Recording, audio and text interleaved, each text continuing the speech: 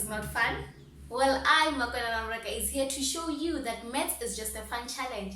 It is as easy as y equals to mx plus c. And for those of you who didn't know, it is as easy as a straight line. So right now, it is the time for you to grab a paper, a pen, and a calculator and come learn maths with me. Hey guys, welcome to another episode of Learn Maths with me on a hashtag Maths Tuesday. In today's episode of Learn Maths with me, we are doing multiplication and division of fractions. So in the previous video, you saw that we were doing rules of fractions. So in today's video, we will be applying those rules in these questions. So without wasting any time, let's get straight into solving. So let's start with letter A. So we saw in the video of rules of fractions that when we are dealing with a multiplication sign between two fractions and we have to multiply these fractions, we start first with the numerators and then we go to the denominators. So let's do that. So we're going to start with our numerators. The numerators are the numbers on top, and then the numbers below the division line are the denominators. So let's multiply our numerators of letter A. So we're going to start with the numbers. 5 times 9 equals to 45. And then is there a variable a that we can multiply with a squared? No, so we're just going to keep our a squared over. Let's multiply the numbers first. 3 times 15 is 45. Then we keep our variable a as we don't have another variable a this side to add the exponents or anything else. So right now we are going to divide. So we know when dividing, we first start with the numbers, and then when we are dividing the variables, if we have the same bases, we keep the base and minus the exponents. So 45 divided by 45 is equals to 1, multiplied by, you keep the base a, 2 minus 1, 1, a to the exponent 1, and then 1 multiplied by a to the exponent a, 1 equals to a, and anything to the exponent 1 itself. So the answer for this question is a. So I chose this kind of question to show you that laws of exponents, things like laws of exponents, can repeat themselves. So each and everything that I do a video on, like factorization, laws of exponents, distributive property, they can repeat themselves over and over again. So it is extremely important for you guys to understand the concept. So let's move on to letter B. So we're going to start. So as you can see, we are having a division sign, and you've seen on the video of rules of fractions that you cannot divide two fractions, like you cannot move on from here because you have to change this division sign into multiplication, multiplication. So when you change it into multiplication, the fraction after the division sign has to invert. When it inverts, it becomes 6 over x, and then the fraction before the division sign just remains itself.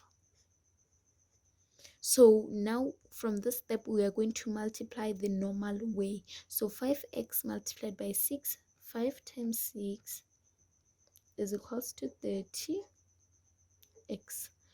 over 3x. 3 times x is 3x. So now we're going to divide. We're going to first divide the numbers. 30 divided by 3 is equals to 10. And then we can see that we have the same variable, so we're going to keep it and minus the exponents because we are dividing. 10 x to the exponent 0. So we've seen on the laws of exponent that anything to the exponent 0 is equals to 1. Then 10 multiplied by 1 equals to 10. So this is our final answer. So without wasting any time, let's move on to the last question. So as you can see, we have a fraction, we have our division sign, we have a bracket. So firstly, let's deal with what is inside the bracket first. So we're going to write everything else just the way it is. and then we deal first with what is inside the bracket. So as you can see, inside the bracket we are multiplying. So as we are multiplying, we're going to just multiply the numerators together and then the denominators together. Let's do that. 16 times 2 is equals to 32 x cubed y over 6 times 32. 6 times 32 is 192.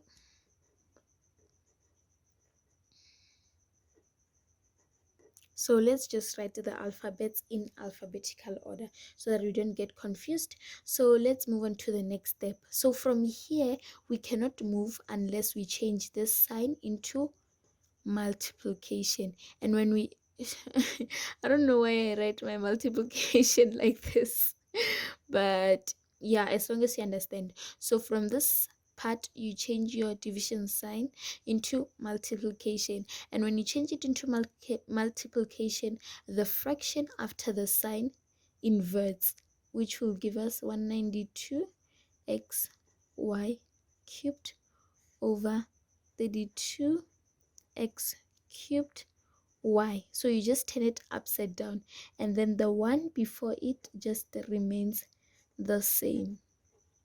So what is different here? You basically change this part. The division moves to multiplication and the fraction turns upside down. I really hope that you understand that part. So now, as you can see, we have multiplication in between these two brackets. So what do? You multiply the normal way we multiply. So you start with the numbers. 4 multiplied by 192. 4 multiplied by 192 is equals to 768. And then your variables, you keep the variables and add the exponents because you are multiplying. Over 2 times 32 is 64. X to the exponent 3, y 1 plus 1. So you add the exponents that you're supposed to add now.